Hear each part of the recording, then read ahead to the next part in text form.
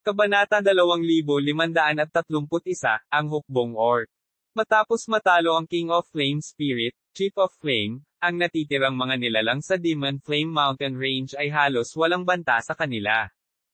Sa halos 3 araw, halos lahat ng natitirang lahi ng halimaw na buhay na nilalang sa malaking lugar na ito ay pinatay. Di man it, andito na ang Monster Race Army. Nagbago ang ekspresyon ni Elder Guy, at nagpadala siya ng malakas na boses sa lahat upang maging magbantay. Biglang yumanig ang buong lupa, at ang tubig sa lupa ay umaalon sa mga panginginig. Humanda ka. This time, mukhang maraming tao ang Monster Race Army. Sabi ni Chinyu sa malalim na boses. Ang panloob na chi ng hukbo ng lahi ng halimaw na ito na nabinyagan ng landas ng langit ay tila konektado. Kahit na ito ay gumagala sa kawalan, maaari itong umasa sa kabuoang lakas nito upang sugpuin ang spatial na bagyo at hindi lumubog sa kawalan. Higit pa rito, ang naturang romang sa kawalan ay napakahirap na matukoy dahil sa epekto ng spatial storm. Sa malapit lang mapapansin ang ganitong uri ng spatial tremor. Gayunpaman, ito ay nangangahulugan na ang hukbo ng lahi ng halimaw ay malapit nang bumaba at hindi na maiiwasan. Sa makatuwid, kahit na ang tatlong santo ay hindi napansin ang halimaw na general ng lahi, si Ziyang Yu, at ang kanyang hukbo na gumagala sa kalawakan ng mahabang panahon. Ang mundo ay tila nanginginig sa sandaling ito, at isang matinding baho ang bumalot sa buong Demon Flame Mountain Range. Isang malawak na itim na legion ang dahan-daang lumabas mula sa spatial rift sa lahat ng direksyon, at isang napakalakas na 4 na pakpak na hukbo ng orc ang lumitaw sa harap ng lahat. Ang mga orc na ito ay mas matangkad at mas matatag kaysa sa mga ordinaryong tao, ang kanilang mga kalamnan ay mahusay na pino, na nagpapalabas ng isang malakas na aura. Bukod dito, ang istruktura ng kanilang katawan ay mas malapit sa istruktura ng mga orc. Sila ay may malalapad na balikat, makapal na braso, at malalakas na mas mababang paa. Habang walang tigil ang pagpapakita ng hukbo ng orc, ang puso ng lahat ay hindi maiwasang lumubog. Mayroong halos 5,000 orc sa hukbo. Ang Four-Winged Monster Race Army na ito ay binuo ng mga orc sa Reversion Void Stage at True Saint. Gayunpaman, pagkatapos mabanyagan ng Path of Heaven ng lahi ng halimaw, ang kanilang lakas sa pakikipaglaban ay hindi isang bagay na maaaring labanan ng kasalukuyang hukbo ng Human Race Watch. Ran E.S. Maging ang mga piling miyembro ng pamilyang Go ay namumula dahil sa panggigipit ng isang tunay na hukbo. Isang nakakatakot na ekspresyon ang lumitaw sa mukha ng karamihan. Thump! Thump! Thump! Thump! Thump! Habang dumadagindong ang mga tambol ng labanan ng hukbo ng orc, nagsimulang sumulong ang hukbo ng lahi ng halimaw na may 4 na pakpak. Patayin. Sa pamumuno ng kani-kanilang mga pinuno ng lahi ng halimaw, ang kanilang mga puwersa ay nagkaisa at kinasuhan ang mga nagkalat na mga magsasaka ng sangkatauhan. Magwala ka. Kamao ng pagwawasak. Tinuntok ni Chinyu ang lupa, at 9 na naglalakihang itim na naglalagablab na dragon ay umikot mula sa lupa. Ang mga itim na dragon na ito ay umungal habang sila ay sumusugod patungo sa 4 na pakpak na hukbo ng orc. Gayunpaman, ang 9 na fire dragon ay agad na nalaslas sa ilalim ng kanilang pinagsamang pag-atake. Ang lakas ng 6 na aku points ni Chinyu ay sumabog, at ang kanyang kaliwang paa ay biglang sumipa sa hangin. Tulad ng isang palaso, ang kanyang katawan ay umalis sa busog at dumating sa gitna ng hukbo ng lahi ng halimaw na nagmula sa lahat ng direksyon. Pumunta ka sa impyerno. Sa sandaling siya ay lumapag. Halos kasabay nito, maraming malalaking anino ng martilyo ang gumagala sa kagubatan na parang makamandag na ahas, direktang humahampas sa kanyang likuran. Natamba ang katawan ni Chinyu, at isang nakakatakot na napakalaking puwersa ang biglang lumangoy sa kanyang likod. Ang lakas ng meditation. Isang lasa ng tamis ang lumitaw sa lalamunan ni Chinyu, at ang isang surge ng berdeng kapangyarihan ay agad na lumundag sa kanyang likod. Agad nitong pinalakas ang depensa ng kanyang buong likod ng 12 beses. Bumagsak ang katawan niya sa lupa. Umaasa sa puwersang ito, ang evil eye ni Chinyu ay tumusok sa lupa, at isang dilaw na alon ang tumakas sa lahat ng direksyon. Dusk slaying dusk. Ang malaking kaharian ng takip silim ay lumitaw sa itaas ng Evil Eye, at halos 1,000 sundalo ng lahi ng halimaw ang nahulog sa pag-ataking ito. Magtipon. Unang seselakay ang Thunder Courtyard at ang pamilyang G, at ang pamilyang Go ay magtatanggol sa likuran. Mag-coordinate tayo. Namutla ang mukha ni Chinyu. Ilang beses na niyang ginamit ang God-slaying dust ng magkakasunod. Higit pa rito, ang kapangyarihan ng pagmumuni-muni ay natupok ng isang kahangahangang halaga ng kanyang kapangyarihan sa kaluluwa. Ito ang limitasyon na maaari niyang gawin sa sandaling ito. Kung hindi, ang unang alon ng pag-atake ng lahi ng halimaw ay magdulot ng matinding casualty sa mga cultivator ng Human Race Watch. Sa kabutihang palad, nagawa ni Chinyu na bumili ng oras bago makapag-react ang mga cultivator ng sangkatauhan. Ang pangalawang alon ng pag-atake ay dumating kaagad pagkatapos. Hindi nataranta ang orc dahil sa pag-atake ni Chinyu. Ang kanilang hukbo ay nahahati sa 4 na pangkat. Sa muling pagpapakawala ng kanilang kapangyarihan, 4 na malalaking puting martilyo ang nabasag patungo sa Human Race Watch. Ang nakatatakot na kapangyarihan ay nagdulot ng napakalaking hangin sa paligid. Saglit na nag-alinlangan si Chinyu ngunit hindi kumibo. Kung ginawa niya iyon, at hindi pa rin makatiis ang Human Race Watch, nangangahulugan ito na hindi sila angkop para sa ganitong uri ng labanan. Ang hinaharap na mga labanan ay magiging mas malupit pa. Hindi sila maprotektahan ni Chinyu magpakailanman. Buong lakas ding sumalakay ang mga magsasaka ng 3 taluktok. Pinasag nila ang lahat ng uri ng kayamanan laban sa hukbo ng lahi ng halimaw, at buong lakas din nilang nilabanan ng pamilya Go ang puwersang naninangil. Boom! Habang umaarangkada ang 4 na nakakatakot na puwersa sa defensive circle ng Human Race Watch, ang mga katawan ng higit sa 200 katao sa harap nila ay agad na nagkapira-piraso. Charge! Labanan sila ng malapitan. Huwag mo silang bigyan ng pagkakataong maningil ulit. Ang Pickmaster ay umungal at naging isang kidlat habang sumusugod siya sa hukbo ng orc. Sa likod niya, sumunod ang mga cultivator ng Demon Slaying Pick at ang iba pang 2 pick. Sa one-on-one na labanan, ang mga orc na ito ay hindi katugma sa hukbo ng sangkatauhan. Sinamantala ng Pickmaster ang pagkakataon sa sandaling ito. Ang 2 panig ay nag-aagawan sa isa't isa, at ang hukbo ng orc sa likod nila ay gustong bumuo ng magkasanib na pag-atake. Gayunpaman, pinaghiwa-hiwalay sila ni Chinyu na kanina pa nakatitig sa kanila. Kinang ng mga bituin at buwan. Sa sandaling ito, muling dumating ang ikalawang magkasanib na pag-atake ng 3 pick. Hindi mabilang na puwersa ang naglabas mula sa mga kamay ng bawat magsasaka at pagkatapos ay kumonekta. Muli silang sumugod sa hukbo ng lahi ng halimaw na nag-iipon ng kapangyarihan. Habang ang kapangyarihan ng Brilliance of Stars and Moon ay pinakawalan, ang pakiramdam ng koneksyon sa pagitan ng mga kaluluwa at ang pag-atake na ito ay lumakas. Sa isang pag-iisip, biglang lumitaw si Chinyu sa harap ng hukbo. Habang winuwagayway niya ang kanyang palad, muling bumilis ang kapangyarihan ng Brilliance of Stars at Moon. Parang isang daloy ng liwanag na tumago sa kanyang likod at sumabog sa kanyang palad. Boom! Sa gitna ng napakalaking pagyanig, ang 300 o higit pang 4 na pakpak na orc sa harap niya ay direktang nabasag ng pag-ataking ito. Tulad ng inaasahan. Tuwang-tuwa si Chinyu. Ang joint attack technique na ito ay hindi ganoon kadali. Hindi lamang niya maaaring pagsamahin ang kapangyarihan ng maraming puwersa sa isa, ngunit ang mga nagel-inang ng kumpletong pamamaraan ng paglilinang ay tila maaaring humiram ng kapangyarihang ito. Ito ay katulad ng pamamaraan ni Demon King Xiangyu. Sa sandaling ito, ang 3 halimaw na lahi ng mga nabubuhay na nilalang sa napakalayo ay nagsiwalat ng mga ekspresyon ng hindi paniniwala.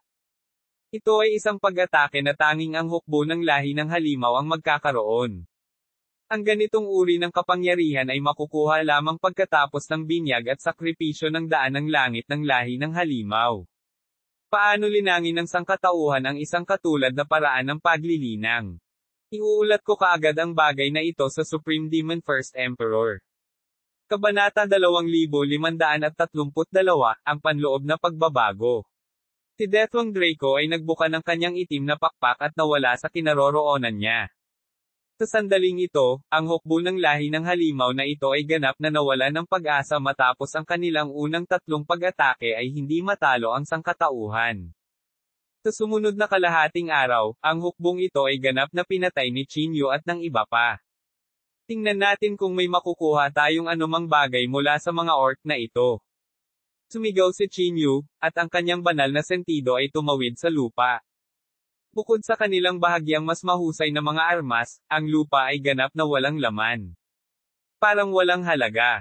Pagkaraan ng ilang sandali, bumalik ang mga taong naglilinis sa larangan ng digmaan na may dalang balita. Chinyu? Walang anuman sa mga orc na ito. Mukhang wala ng iba kundi ang kanilang mga kalamnan. Xiaobai of Demon Slaying Peak said with a bitter smile. Pinato niya si Chinyu ng isang piraso ng karne. Bakit hindi natin ay marinate ang bagay na ito at ibenta bilang isang espesyalidad sa Holy Region? FCQ. Ang mga orc na ito ay nakatira sa mga mamasa at madilim na lugar. Mabaho sila. Sinong gustong kumain nito? Lumingon si Chinyu at sinipa si Xiaobai habang sumisigaw. Retreat. Bumalik tayo sa Solitary Cloud City at magpahinga. Magpaplano tayo mamaya. Ang mga kakaibang bagay ay nangyari na dito, sunod-sunod. 2 eksperto at isang hukbo ng lahi ng halimaw ang magkasunod na lumitaw. Nangangahulugan ito na may mataas na pagkakataon na ang lugar na ito ay na-target, o sa halip, sila ay na-target. Kaya naman, hindi nila maipagpatuloy ang pananatili rito. Malamang na hindi sila magiging maswerte kung mas maraming hukbo ng lahi ng halimaw ang lumitaw. Ang grupo ng mga tao ay tumalon sa iba't ibang space navigation magical artifacts. Pagkatapos ng 2 araw na paglalakbay, bumalik sila sa Solitary Cloud City. Sa labanang ito, 700 o higit pang mga tao mula sa Human Race Watch ang namatay. Gayunpaman, napatay nila ang 5,000 na may 4 na pakpak na hukbo ng orc at 3,000 mga espirito ng apoy. Sa mga tuntunin ng ratio ng mga nasawi, ang pagganap sa oras na ito ay talagang itinuturing na napakahusay. Ang tanging pagkukulang ay hindi nila pinatay ang anumang matataas na antas na buhay na nilalang sa kaharian ng halimaw. Dahil dito, medyo nag-alala si Chinyu. Hindi kaya palaging binabantayan ang kanilang mga kilos. Sa kasong iyon, ang kanilang sitwasyon ay magiging medyo mapanganib sa halip. Ang kalaban ay nasa bukas habang sila ay nasa dilim. Kung sila ay kalkulahin habang sila ay kumilos at pinalibutan muli sila, malamang na hindi sila magiging kasing swerte sa pagkakataong ito. Chinyu. Nakaupo sa tabi ni Chinyu, ang ekspresyon ng Pitmaster ay tila nagpupumilit na parabang siya ay pipili. Bigla siyang tumayo at sinabing parang nakapagdesisyon na siya. Ipasa sa akin ang Brilliance of Stars and Moon, at iiwan ko ang Way of Thunder na nilinang ko noon at lumipat sa combined attack technique na ito. Bukod dito, karamihan sa mga tao sa iba pang 3 peak ay gustong matutunan ang teknik na ito. Pitmaster, ang iyong kasalukuyang kapangyarihan ng kaluluwa ay umabot na sa Tribulation 3rd level Soul Sinking, at ang multo ng trono ay unti-unting lumilitaw.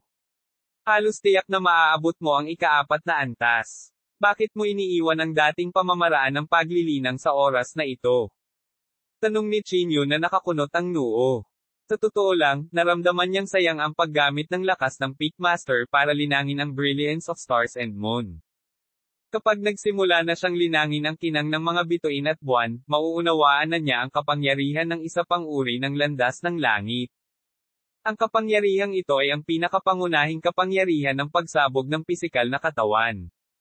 Nilagyan ito ng makalangit na dagat na sinasalamin ng hindi mabilang na mga bituin. Pagkatapos nito, ang mga bituin sa langit ay sabay-sabay na umaatake, at ang kapangyarihan ng mga bituin ay magsasama-sama upang bumuo ng isang napakalaking puwersa. Hindi tulad ng purong pisikal na lakas ng lahi ng halimaw, itong Brilliance of Stars and Moon ay pinagsama sa isang bahagi ng kapangyarihan ng pangunawa ng kaluluwa, at pagkatapos ay ang pisikal na katawan ang magti-trigger ng kapangyarihang ito. Sa pagbabagong ito, ang pamamaraan ng paglilinang na ito ay angkop na angkop sa mga magsasaka ng sangkatauhan, aksyon. Ang ganitong uri ng combined attack technique ay hindi lamang nagsasangkot ng ilang tao, ngunit libo-libo, o higit pa. Sa makatuwid, napakahirap na lumikha ng pinagsamang teknik ng pag-atake, lalo na upang pagsamahin ang kapangyarihang ito sa pinakamalawak na lawak. Kung mas komplikado ang pamamaraan, mas maraming tao ang magkakasamang aatake, at mas maraming mga salungatan sa enerhiya ang magaganap. Nagresulta ito sa lalong humihina ang fusion power, kaya naman labis na nabigla sina Flower Granny at Dean Lay nang makita nila ang teknik na ito. Sa lakas ng kaluluwa ng Peakmaster, naramdaman niya ang mas kakilakilabot na kapangyarihan ng mga bituin. Sa kanya bilang pinuno, ilulunsad niya ang pinagsamang pag-ataking ito. Gayunpaman, ang presyo na kailangan niyang bayaran ay kailangan niyang gumugol ng maraming oras sa paglinang ng bagong pamamaraan ng paglilinang na ito. Ang orihinal na walang kamatayang kasulatan ni Immortal Emperor Lei ay hindi na magagamit. Matagal bago maunawaan ang bawat kapangyarihan ng landas ng langit. Kahit na ang isang henyo tulad ni Yan Rozo, na maaaring mag-trigger ng Nine Dragon Thunder Tribulation, ay maaari lamang tumuon sa Way of Space. Matagal na natahimik ang Peakmaster bago niya sinabi.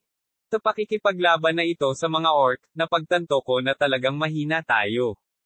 Kahit na ang lakas ko ngayon sa Tribulation 3rd level, baliwala lang ang epekto. Kung hindi mo haharange ang unang alon ng mga pag-atake, natatakot ako na ang Human Race Watch ay magderones ng mabibigat na casualty ngayon. Ang hiling ko ay hindi gaanong patayin ang higit pa sa mga halimaw na ito sa hinaharap na matagal ko ring hiling, isipin mo. Nang makita ang mga brutal na pamamaraan ng mga Flame Spirit laban sa sangkatauhan dito, ang pinakamataas na master ng Demon Slaying Peak ay hindi makawala. Higit pa rito, ang mapagmataas na pag-iisip ng maraming True Saint Disciples ay nadurudge ng kaharap ang hukbo ng orc. Sa harap ng kanilang unang alon ng magkasanib na pag-atake, maraming tao ang labis na nagulat na ang kanilang mga katawan ay hindi man lang makagalaw. Sige, Peakmaster, hanggat nakapagdesisyon ka na, ito ang kumpletong pamamaraan ng paglilinang. Kung mayroon pa ring mga tao sa sekta na handang linangin ito, maaari mong direktang ibigay ito sa kanila. Direktang ipinadala ni Chinyu ang kumpletong bersyon ng pamamaraan ng paglilinang sa karagatan ng kamalayan ng Peakmaster. Ngayong mas maraming True Saints ang sumama sa kanila, talagang magandang balita iyon. Moving on, mas malaki ang magiging papel nila kapag mas nag-coordinate sila. Chinyu, mayroon bang angkop na pamamaraan ng combined attack technique para linangin ang aking pamilyang Go? Karamihan sa mga miyembro ng aking pamilyang Go ay naglilinang ng kapangyarihan ng tubig. Bagamat hindi ito sapat para sa pag-atake, mayroon itong maraming healing at defensive techniques. Maaari rin itong gumanap ng isang mahalagang papel sa digmaan. Sayang ang pag-abandona nito sa ganoong paraan. Tanong ni Gu Wanqing na nakakunot ang noo. Ang lakas ng pinagsamang pag-atake, ang Brilliance of Stars at Moon ng tatlong taluktok ng Thunder Courtyard ay talagang namangha sa kanya. Gayunpaman, matapos marinig ang pag-uusap ni Chinyu at ng Peakmaster, nakaramdam siya ng kaunting salungatan. Kung ang mga tao ng pamilyang Go ay maaaring maging suporta, may mga angkop. Ang pinagsamang diskarte sa paglilinang ng pag-atake na ito ay nahahati sa tatlong bahagi, Unity of Will, Elemental Resonance, at Brilliance of Stars and Moon. Sa pamamagitan ng resonance ng mental strength, sa Unity of Will, maraming cultivator ang bumubuo ng isang malakas na field ng willpower na maaaring palakasin ang defensive will at resistance ng bawat isa. Ang ibig mong sabihin ay maaari nating linangin ang unang dalawang hakbang at pagkatapos ay gumamit ng elemental na resonance para mag-cast ng mga simpleng water elemental techniques. Nagliwanag ang mga mata ni Gu Wanqing. Tama. Kung ito ay para sa pagtatanggol at pagpapagaling, hindi mo kailangang mag-alala tungkol sa panloob na puwersa ng alitan sa pagitan ng mga elemento. Maaari mong gawin ang iyong makakaya upang palabasin ang resonance ng mga elemento sa sukdulan at pagkatapos ay gumamit ng isang simpleng pamamaraan. Sa ganitong paraan, ito man ay ang kapangyarihan ng pagpapagaling o ang pamamaraan ng pagtatanggol, ito ay lubos na mapabuti. Gayunpaman, ang mga partikular na detalye ng pamilyang Go ay kailangang pag-aralan ang mga partikular na detalye ng pamilyang Go, tatlong bahagi. Pinalot ni Chinyu ang mga nilalaman ng unang dalawang bahagi ng kanyang banal na kahulugan at ipinadala ang mga ito sa dagat ng kamalayan ni Gu Wanqing. Kabanata 2533, Pananaw na lumalaban sa langit. Ang mga diskarte sa pagtatanggol at mga diskarte sa pagpapagaling ay hindi kasing komplikado ng nakakasakit, lalo na ang mga diskarte sa pagpapagaling na nagbigay ng isa sa isang tulong sa larangan ng digmaan, kahit na nagtatarget ng isang individual. Gayunpaman, ang paglinang ng meridian circulation technique bago ang brilliance of the stars at moon ay nag-uugnay sa espiritu ng lahat. Magagawa nila ang isang mahalagang papel sa larangan ng digmaan kung maipapalabas nila ang mga diskarte sa pagtatanggol ng magkasama, tulad ng Water Shadow Shield at Starry Sea Shield ng walang kamatayang kasulatan ng pamilya Go. Gayunpaman, hindi sigurado si Chinyo kung gagana ito. Kailangan mo pa ring makipagtulungan sa mga miyembro ng pamilyang Go para pag-aralan ito. Kailangan natin itong isabuhay upang makita kung ito ay magagawa. Agad na lumiwanag ang mga mata ni Gu Wanqing nang makita niya ang napakagandang pamamaraan ng paglilinang. Siya ay miyembro ng pamilyang Go na nahuhumaling sa paglilinang. Ang pagkamatay ng ulo ng pamilya at ng santo ang nagtulak sa kanya sa kasalukuyang posisyon. Kung ito ay gagana, ang pamilya Go ay tiyak na gaganap ng isang makabuluhang papel sa hinaharap na digmaan. Gayunpaman, tulad ng sinabi mo, mayroon pa ring ilang mga isyo na kailangan nating subukan ng magkasama. Babalik ako ngayon. Ang boses ni Gu Wanqing ay puno ng pananabik na mahirap itago. Kung ang ideyang ito ay magagawa, ang mga miyembro ng pamilyang Go ay maaaring gumanap ng isang mahalagang papel sa hinaharap na digmaan. Salamat sa pagtitiwala sa aming pamilya ng Go. Nawala si Gu Wanqing sa lugar pagkatapos sabihin ito. Ito talaga ang tiwala na ipinagpalit ni na Saintes Go at Senior Bai sa kanilang buhay. Umiling si Chinyu na may mapait na ngiti. Hindi niya ipapasa sa iba ang kompletong bersyon ng Brilliance of Stars and Moon. Gayunpaman, sa harap ng bagong hinirang na pinuno ng pamilyang Go, si Chinyu ay hindi nagreserba ng kahit ano. Pagkatapos ng halos isang linggo, lahat ng mga tao ng Human Race Watch ay nasa closed-door cultivation sa labas ng Solitary Cloud City. Sa pagkakataong ito, maraming cultivator na nasa itaas ng ikalimang baitang True Saint mula sa tatlong taluktok ang nakasaksi sa kapangyarihan ng kinang ng mga bituin at buwan at nagsimulang maglinang. Si Chinyu ay nalubog sa paglilinang ng pamamaraang ito noong nakaraang linggo. Dahil tinahak niya ang landas ng daan ng anomalya, hindi niya kailangang iwan ang marka ng kanyang kaluluwa sa dagat ng landas ng langit, kaya hindi gaanong nakaapekto sa kanya ang pamamaraang ito ng paglilinang. Ang 5 Emperor Coins ay pinagsama sa kanyang kaluluwa, at malinaw niyang naramdaman ang mga pagbabago kapag na-activate ang cultivation method. Sa sandaling ito, sa Unity of Will of the Meridian Circulation Technique ng Brilliance of Stars and Moon, naramdaman niya na tila konektado ang kanyang kaluluwa sa hindi mabilang na puwersa. Kasunod nito, isang imahe na tila mga bituin sa universo ang nagliwanag sa kanyang dagat ng kamalayan. Biglang nagulat si Chinyu. Alam niya na ang mga anino na ito ay lumiwanag ay ang mga taong naglilinang ng Brilliance of Stars at Moon mula sa Human Race Watch. Tila naramdaman niya ang mga cultivator na nilinang ang pamamaraang ito noong ipinapaikot niya ang Brilliance of Stars and Moon. Upang kumpirmahin ang kanyang iniisip, itinoon niya ang lahat ng kanyang atensyon sa isang maliit na kumpol ng mga bituin. Iyan ang panloob na chi ng Peak Master at ng mga tao ng Demon Slaying Peak. May kabuuang 308 katao. Habang ibinuhos ni Chinyu ang lahat ng kanyang kaluluwang kapangyarihan sa lugar na iyon, ang konstelasyon na iyon ay lumaki din sa sukdulan. Sa isang iglap, ang kanyang kaluluwa ay tila pumasok sa ibang espasyo. Kasunod nito, tila, nakikita, niya ang mga taga-Demon Slaying Peak na naglilinang. F6. Ito ay paraan na mas kahanga-hanga kaysa sa pagsubaybay, sa pamamagitan ng 10,000 beses. Nararamdaman ni Chinyu ang lahat sa kanila kung patuloy na lumalawak ang laki ng Human Race Watch at nilinang ng mga tao ang pamamaraang ito ng paglilinang. Hindi ba't nangangahulugan iyon na hindi niya kailangang mag-alala sa pagpasok ng mga especially iya at maaaring palawakin ang sukat ng Human Race Watch ng walang takot? Kung ang bilang ng mga tao ay maaaring lumaki, maaari niyang hiramin ang kapangyarihan ng magkasanib na pag-atake na ito. Kung bumuo siya ng isang legion na katulad ng Monster Race Army, kailangan lang niyang gabayan ito para maglunsad ng nakakatakot na pag-atake. Ito ay magiging walang kapantay na kakilakilabot. Upang maabot ang kapangyarihan ng antas na ito, kailangan niyang sunugin ang kapangyarihan ng kanyang kaluluwa at gamitin ang evil eye para palabasan ang dust na pumapatay ng Diyos. O marahil ito ay makakamit lamang sa pamamagitan ng pagpapasabog ng kapangyarihan ng 6 na aku points. Kung iyon ang kaso, ang pamamaraang ito ng paglilinang ay masyadong lumalaban sa langit. Higit pa rito, natuklasan ni Chinyu na ang mga konstelasyon na ito ay kumikislap at nagdidilim ng iba. Matapos niyang ipagpatuloy ang pagmamasid sa halos 1,000 tao, napansin niya ang isang katangian.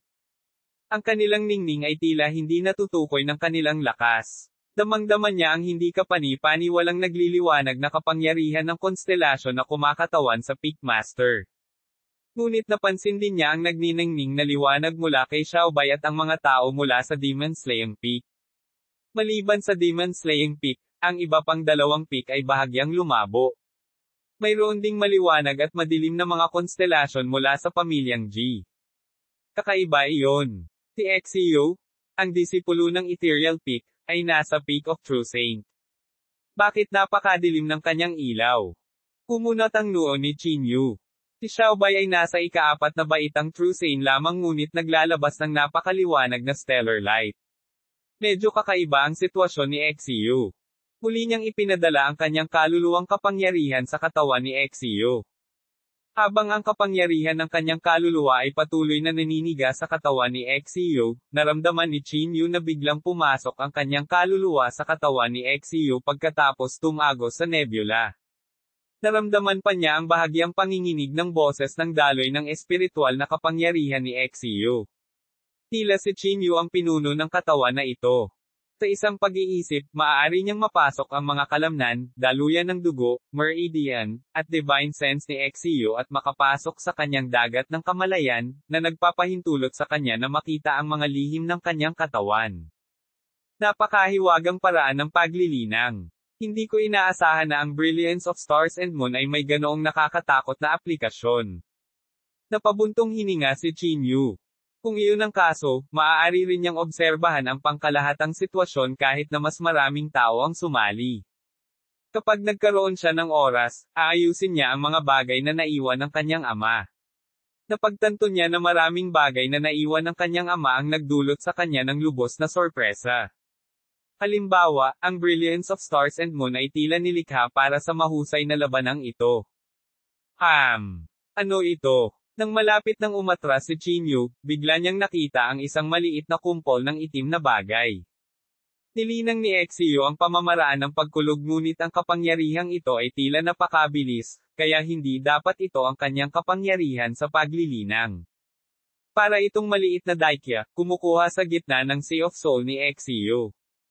Kung ang kaluluwa ni Chinyu ay hindi nagkataon na dumaan sa lugar na ito, malamang na hindi niya mapapansin ang kakaibang eksenang ito mula sa mga layer ng soul power. Napangiwi ang banal na mata. Buksan. Ang kapangyarihan ng Golden Pupil Technique ay naghiwalay sa itim na fog at direktang bumaril sa kaibuturan nito. Ang demonyong elemental na enerhiya. Heavenly Monster. Ang taong ito ay matagal nang kinuha ng makalangit na halimaw.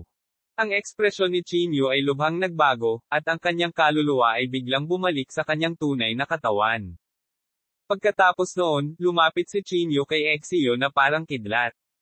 Tinitigan niya si Exio na may matalim na tingin na parang kidlat. Anong problema, Chinyu? Tanong ni Exio sa isang palaisipan. Lumabas ka. Hinawakan ni Chinyu ang leeg ni Exio gamit ang isang kamay. Ang kapangyarihan ng kanyang kaluluwa ay naging 5 kuko at ipinako ang kaluluwa ni Exio. Hahaha! Paano mo ako napansin? Sa isang iglap, ang katawan ni Exio ay naglabas ng napakalaking demonyong chi, at ang kanyang mukha ay biglang umbok na parang lobo.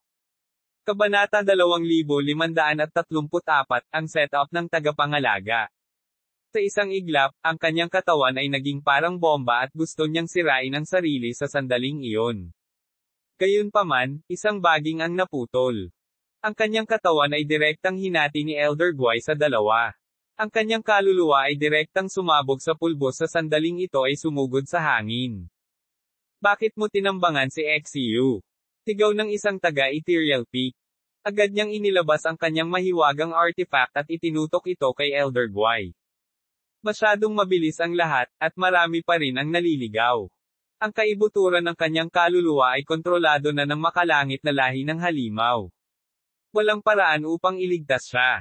Kung hindi ko siya pinatay ngayon, siya ay direktang sinira ang sarili. Nakakainis ang ekspresyon ng Peakmaster na si Zanpo. Tiyak na alam niya kung gaano kakilakilabot ang pambihirang halimaw na ito, ngunit hindi niya inaasahan na lilito ang maalamat na makalangit na lahi ng halimaw sa kanila. Nako, si Zanpo ang pangalawang batch ng mga tao na natutunan ang Brilliance of Stars and Moon technique. Natutunan niya talaga ang kompletong bersyon ng cultivation method.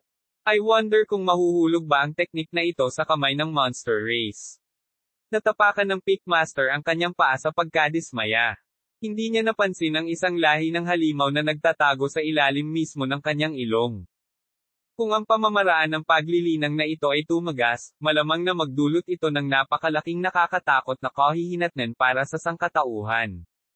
Bakit pakiramdam ko ang lahi ng dayuhan ay tila may kakayahang mag-foresight? Malamang ay sinapian na ng makalangit na halimaw si Exio. Hindi kaya natuklasan na ito ng lahi ng dayuhan noong itinuro ang Brilliance of Stars at Moon sa unang batch. Kung hindi sana sila nagpadala ng ilan sa pambihirang lahi ng halimaw na ito para manggulo. Kumunat ang noo ni Chinyu. Isang pares ng mga mata ang tila nakatitig sa kanya sa langit. Ang pakiramdam na ito ay nagparamdam sa kanya ng labis na pagkabalisa. Kung mayroon pang makapangyarihang mga eksperto sa lahi ng halimaw, at basta-basta nilang pinalibutan at tinambangan, ang mga magsasaka sa labanang ito ay nasa panganib. Will cultivate near the solitary Cloud City for the time being. Kung may maliit na team na gustong lumaban, manatili sa malapit, huwag masyadong malayo. Sabi ni Chinyu na nakakunot ang noo. Bago makahanap ng solusyon, magagawa lang nila ito. Matapos ayusin ang usaping ito, nakaramdam ng matagal na takot si Chinyu matapos bumalik sa kanyang katinoan. Kung hindi nila natagpuan ang pako na ito, sino ang nakakaalam kung ano ang mangyayari sa mga darating na panahon? Muli niyang inactivate ang Brilliance of Stars and Moon para tingnan ang nebula map. Sa pagkakataong ito, pagkatapos niyang suriing mabuti, at wala siyang nakitang mga bituin na kasing dilim ng kay Exio, nakahinga siya ng maluwag. Gayunpaman, nakakita pa rin siya ng ilang mga spot na hindi maliwanag. Nang muli siyang mag-iimbestiga, biglang umikot ang mundo. Naging itim ang paningin ni Chinyu, at halos bumagsak ang kanyang katawan sa lupa.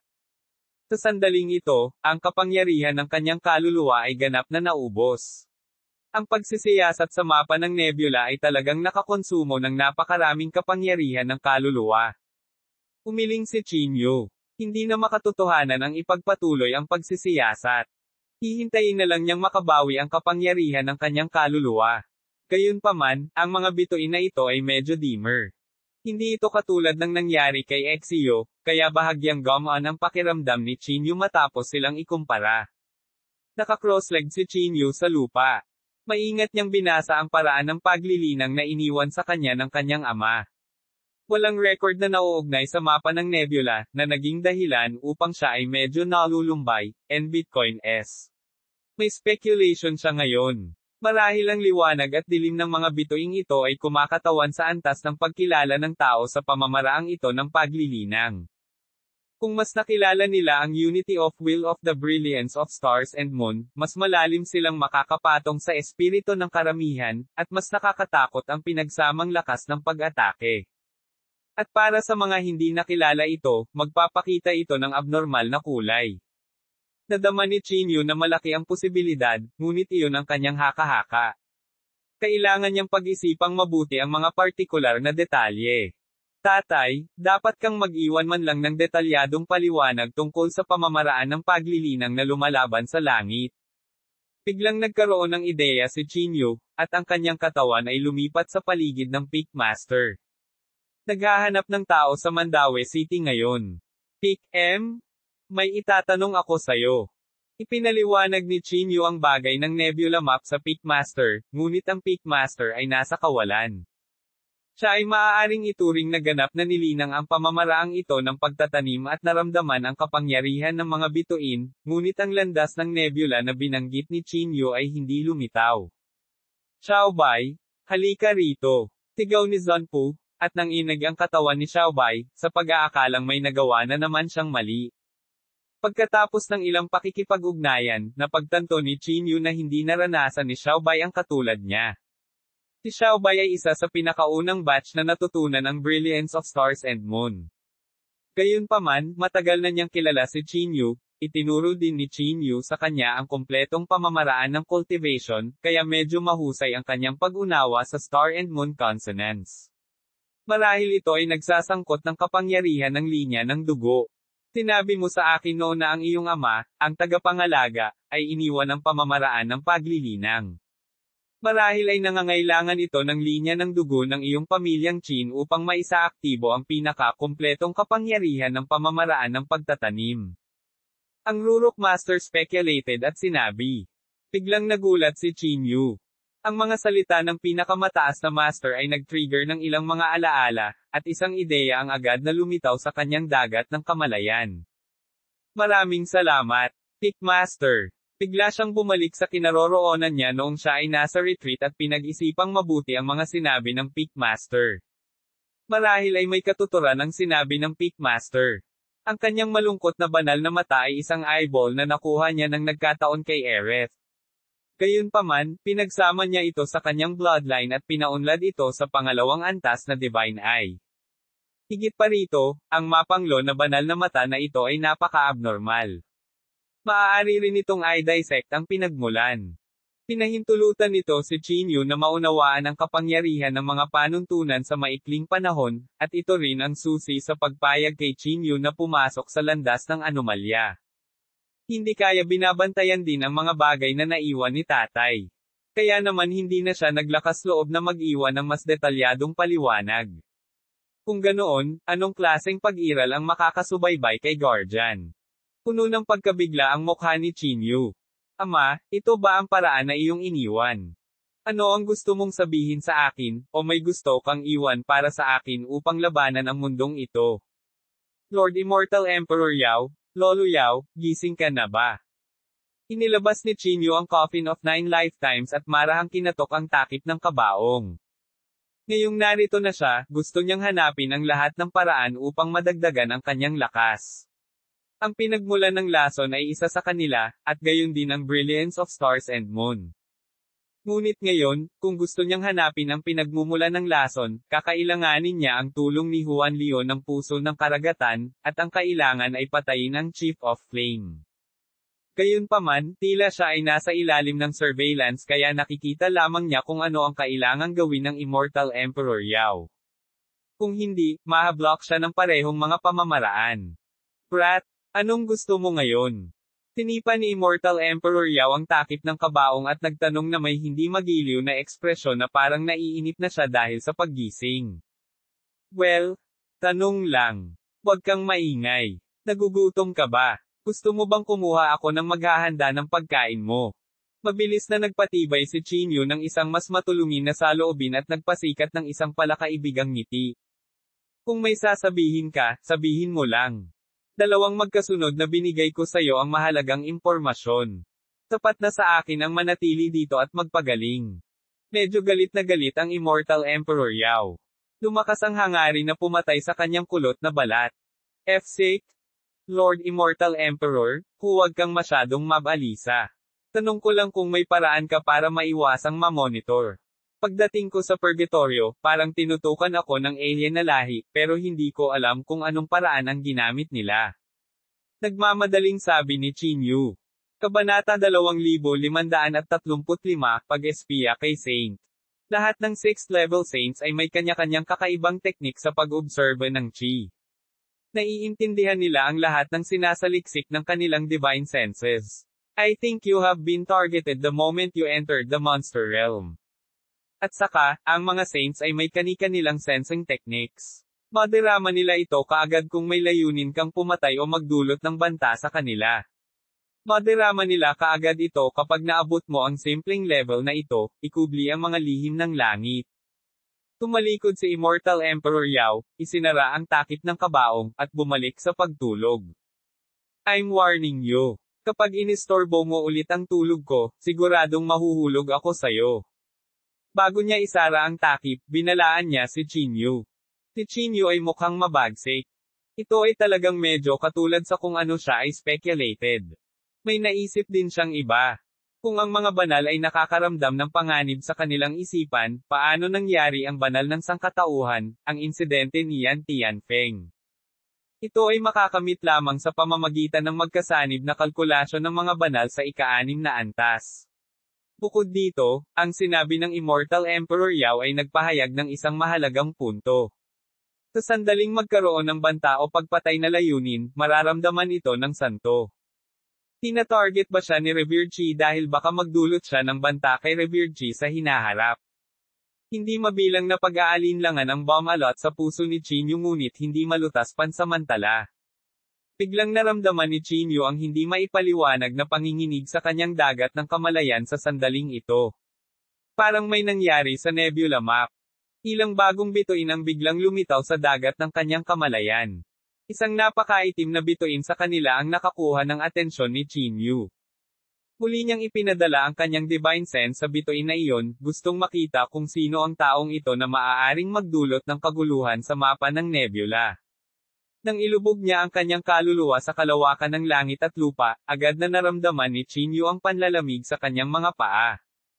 Nakaramdam siya ng dagat ng kamalayan sa kanyang harapan, at mahirap ilarawan ang eksenang nakita niya. Ito ay isang walang katapusang bansa, na may iba't ibang kulay na enerhiya na umiikot na parang bagyo. Saan man naantig ang kanyang banal na diwa, naramdaman ni Chinyu ang iba't ibang marahas na enerhiya ng espiritual na kapangyarihan, swerte sa kosmiko, at pagpasok ng kaluluwa. Isa-isa, ang mga abstract na simbolo ay nabuo sa langit at lupa, na nagiging nakakatakot na kapangyarihan ng mahika na sumabog sa kawalan. Sa walang katulad na malawak na kalawakan ng mundo, sumabog ang hindi mabilang na mga spelling na sumire sa langit at lupa. Kahit na hindi niya naramdaman ang nakakatakot na enerhiya, nakaranas pa rin si Chinyu ng nakakapangilabot na epekto mula sa eksena. Anong uri ng enerhiya iyon? Hindi pa niya ito nakita noon. Maraming walang hanggan at nakakatakot na enerhiya ang patuloy na tumago sa mundong ito. Sa huli, ang marahas na enerhiyang ito ay nawala sa isang napakalaking Diyos sa kawalan. Hindi napigilan ng katawan ni Chinyu ang panginginig. Hindi siya nang ahas tumingin sa mataas at makapangyarihang Diyos sa kawalan. Ang pakiramdam na iyon ay habang tinitingnan niya ito, matutuklasan siya nito at dudurog na parang pulbos na parang dinudurog ang langgam. Sa mga sandaling iyon, naramdaman ni Chinyu na isang siglo na ang lumipas. Naglakas loob lamang si Chinyu na huminga ng malalim nang mapagod ang kanyang kaluluwa at umatras mula sa espasyong ito. Ang kaharian ng santo. Ungol ni Chinyu. Ito ay tiyak na hindi isang bagay na mas mababa sa Tribulation 5th level. Ang kakilakilabot na eksenang iyon ay dapat na naaninag ng kaharian ng kaluluwa ng santo. Naghahanap ng tao sa Mandaue City ngayon. Willing tulay kung paano tayo nagkakilala. Lalo na yung mga teknik na yon. Pinahintulutan nila silang ganap na ipakita ang kanilang kamalayan at lakas sa bansang ito. Maaaring masubaybayan pa ng mga banal ang mga naglilinang ng brilliance of stars and moon. At saka, hindi man lang niya napansin na may pumasok na langgam. Puno ng pagkabigla ang mukha ni Chinyu. Hindi niya akalain na ang cultivation technique na naiwan ng kanyang ama ay magiging heaven-defying sa ganoong lawak. Maaari pa nga itong maaga sa isang santo. Malamang na isang dayuhan na dalubhasa sa lahi na lampas sa ika-5 antas ang personal na nagal inang nito, na gustong sumilip sa mga misteryo nito. Gayunpaman, hindi nito inaasahan na naging sangla ito sa mapa ng nebula. Biglang tumibok ng malakas ang puso ni Chinyu. Kung maaari niyang matuklasan ang mundo ng kaluluwa ng isang santo, ang kanyang landas ng paglilinang, at ang kanyang pag-unawa sa landas ng langit. Hindi ba ito ay isang napakalangit na pagkakataon? Gaano kakilakilabot ang pag-espiya sa isang santo? Huminga ng malalim si Chinyu, pilit na pinipigilan ang umaalingaw-ngaw na emosyon na parang tidal wave. Gayunpaman, malamang na hindi siya nang ahas na pumasok muli sa mundo ng santo sa ngayon. Ang eksenang nakita lang niya ay sapat na para ubusin niya ng matagal, kahit na ito ay mula sa pananaw ng isang third party. Nararamdaman pa rin niya ang nakakatakot na pakiramdam ng pang-aapi. Baka bigla siyang makita ng santo sa ilang paraan. Kung nangyari iyon, kahit na magkaroon siya ng 10 buhay, hindi ito sapat para makatakas siya sa kamatayan. Biglang nagsikip ang mga mag-aaral ni Chinyu, at lumitaw ang evil eye sa kanyang kamay. 6 na figure ang biglang lumitaw sa harapan niya. Kahit na nasa harapan niya sila, hindi pa rin naramdaman ni Chinyu ang pagbabago-bago ng kanilang mga katawan. Ang taong nasa harapan niya ay tila anino at hindi totoong tao. Chinyu, aking kaibigan, huwag kang mabalisa. Kami ay mula sa Mysterious Heavenly Sword Sect, Heavenly Divination Sect, at Divine Will Sect. Nandito kami para imbitahan kang maglakbay kasama namin. Ang ilan sa kanila ay sabay-sabay na nag-flash ng kanilang mga identity token.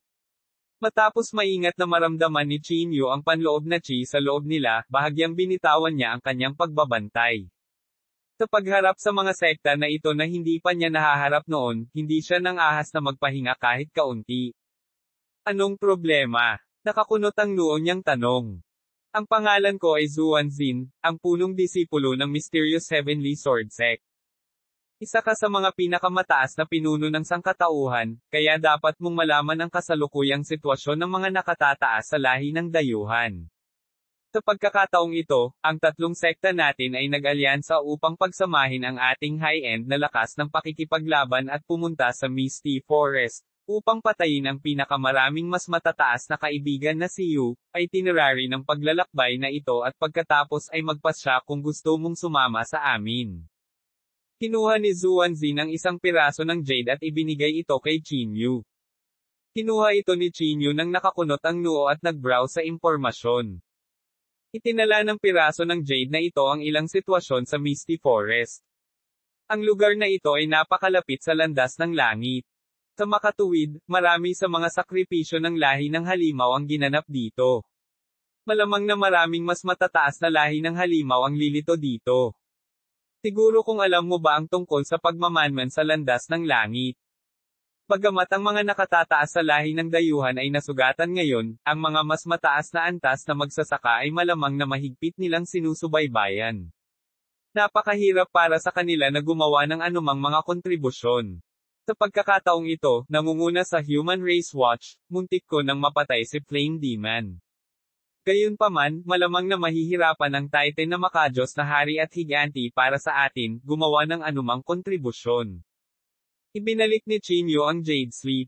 Haha, hindi ko akalain na may malalaman si Chinyu, ang kaibigan ko, tungkol sa especially iyan ng santo. Tingnan natin ang loob ng kayamanang ito. Baka mas mapalakas pa nito ang tiwala mo. Isang matikas na babaeng magsasaka na may payat at magandang figure ay ngumiti at sinabi. Sa paggalaw ng kanyang kamay, isang mahalagang salamin ang lumitaw sa kanyang makatarungang palad, at isang sinag ng nagniningning na liwanag ang lumawak upang bumalot kay Chinyu. Kabanata 2536, Imbitasyon. Pwede ko bang malaman kung sino ka? Tanong ni Chinyu sa isang palaisipan. Shen-Shen ng Divine Will Sect. Ngumiti siya at ipinakilala ang salamin kay Chinyu. Ito ang Primordial Sky Concealing Mirror, ang kataas-taasang kayamanan ng ating Divine Will Sect. Maaari nitong itago ang mga lihim ng langit at ibaluktot pa ang espasyo at oras. Kahit na ang isang santo ay hindi masusubaybayan ang ating kinalalagyan. Ito rin ang dahilan kung bakit hindi mo kami maramdaman noong nilapitan ka namin. Ngunit syempre, may mga limitasyon. Ang kayamanan na ito ay gusto namin ng 7 tao na sumama sa iyo, kung kaya't gugustuhin ka naming makasama. Hindi ganoon kadaling magtago sa mga mata ng santo sa pamamagitan lamang ng isang kayamanan. Umiling si Chinyu. Kakapasok pa lang niya sa mundo ng santo at alam niya kung gaano kakilakilabot ang kapangyarihan ng santo. Kung talagang tuklasin nila ang lugar na ito, kahit na may ganitong kayamanang nakakalaban sa langit, malamang na hindi sila makakatakas mula sa pagsisiyasat ng isang santo sa ika-6 na antas. Just say it if you don't dare. Bakit ang dami mong kalokohan? Huwag kang mag-aksaya ng oras dito. Isang medyo matalas na boses ang narinig. Isang binata mula sa Heavenly Divination Sect ang nginisyon at sinabi. Zhang Ziyang, shut up. Nakalimutan mo na ba ang misyon natin? Ang isa pang tao mula sa Heavenly Divination Sect, si Liang, ay sumimangot at napag-alitan. Ngayon lang nagkaroon ng panahon si Qin Yu para maunawaan ang kultibasyon ng mga taong ito. Mayroong 4 sa ika-5 antas at 2 sa tuktok ng ika-4 na antas. Higit pa rito, sa pamamagitan ng pagsuri sa kanilang mga pagbabago sa kaluluwa, ang mga taong ito ay nagkaroon ng napakalakas na paglilinang. Dapat silang lahat ay mga pangunahing disipulo sa sekta. I'm sorry, friends. Please leave. We're meet for the first time, and I'm not familiar with whom of you. Regarding the invitation, as Brother Ziyang has said, I'm afraid I dare not accept it. Nakangiting sabi ni Qin Yu. Kahit na mag-isa siyang pumunta, ayaw niyang kumilos kasama ang mga taong ito. Simple lang ang dahilan. Pagdating sa isang buhay o kamatayang labanan, hindi niya kayang pagkatiwalaan ang mga bagong kakilalang individual na ito. Bukod dito, si kapatid na Ziyang ay may malakas na kapangyarihan sa pag-atake. Walang paraan na makakasama niya ang isang taong napakakitid ng pag-iisip. Tunay ngang gaya ng sinabi mo. Maaaring hindi mapaglabanan ng isang mahiwagang artifact ang pang-aasar ng santo. Gayunpaman, kumikilos din ang mga eksperto sa sangkatauhan sa iba't ibang rehiyon. Kapag nasugatan ang mga nakatataas ng lahi ng dayuhan, babalik sila ng walang dala sa pinakamasamang kaso. Kung nag-aalala ka na ipagkanulukan namin, maaari kaming lahat ay manampa sa Misty at lahat ng tao sa ating pag-usad muli sa ating Dao. Kung hindi, ang ating paglilinang ay hindi na uusad sa ating buhay. Sabi ni Zuanzin pagkatapos ng ilang sandali ng katahimikan. Bakit kailangan mo akong kaladkarin? May magandang impresyon pa rin si Qin Yu sa taong ito mula sa Mysterious Heavenly Sword Sect. We have a once-in-a-lifetime opportunity sa trip na ito. We've planned this move for many years. Ang pinakabatang martial uncle na si Jian Feishuang ay unang gustong sumama sa amin. Gayunpaman, ang bunsong martial uncle ay malubhang nasugatan sa labanan sa Holy Region at sa lahi ng dayuhan. Ang paglalakbay na ito ay nangangailangan ng isang tao na palitan ng youngest martial uncle sa una, ang posisyon ng aking kaibigan na si Yu. Hoy, Zuanzin? Napakalayo mo na. Bakit napakalinaw mong ipinapaliwanag ang isang confidential na bagay sa taong ito? Si Zhang Ziyang ay halatang mukhang medyo malungkot. Tumahimik ka. Hindi na kinaya ni Liang. Ang isang saplot sa kanyang likod ay lumipad na may isang whoosh sa hangin at naging kasing laki ng sanitary napkin, na dumaikit sa bibig ni Zhang Ziyang, Arhan BS. Bukod dito, pagkatapos ayusin ang bagay na ito, maaari kong bigyan ang aking kaibigan ng isang piraso ng Heavenly Soul Jade. Saglit na nag-alinlangan si Zuanzin bago nagsalita ng mahina. Nang marinig ang Heavenly Soul Jade, ang mga tao sa paligid ay agad na nagpahayag ng pagtataka at hindi paniniwala. Bagamat hindi alam ni Qin Yu kung ano iyon, mula sa mga ekspresyon ng mga taong nauna sa kanya, ito ay dapat na isang bagay na hindi pangkaraniwan. Pumayag ka sa hiling niya. Isang malakas na sigaw ang biglang sumabog sa dagat ng kamalayan ni Qin Yu, halos matakot si Qin Yu na umihi ng kanyang pantalon. Huminga ng malalim ang Immortal Emperor Yao. Sa sandaling ito, tinitigan niya si Zuanzin na parang nakatingin sa isang dilag na malapit ng maghubad ng kanyang sarili. Mabilis na pumayag. Kung makuha mo ang Heavenly Soul Jade, tutulungan kitang lutisin ang 3 problema, hindi 10. Napabuntong hininga si Qin Yu. Ano nga ba ang maaaring magpahalaga sa isang walang kamatayang emperador? Ang Heavenly Soul Jade ay isang hiyas na nilinis mula sa kaluluwa ng isang santo kapag siya ay namatay. Naglalaman ito ng walang katapusang enerhiya ng kaluluwa. Ang paghawak sa Heavenly Soul Jade ay maaaring mabilis na ibalik at palakasin ang kaluluwa. Ang sentro ng kapangyarihan nito ay naglalaman ng walang katapusang banal na kapangyarihan at karunungan, na maaaring ganap na maibalik ang nasirang kaluluwa at mapataas ang pambihirang lakas ng kaluluwa. Tila napansin ni Shen Chen ang mga pagdududa ni Qin Yu at nagpaliwanag ng nakangiti. Higit pa rito, ayon sa mga tala ng Divine Will Sect, mayroong 9 na piraso ng Heavenly Soul Jade sa Coffin of 9 Lifetimes sa iyong kamay. Ang Coffin of Nine Lifetimes ay nilikha gamit ito bilang pundasyon.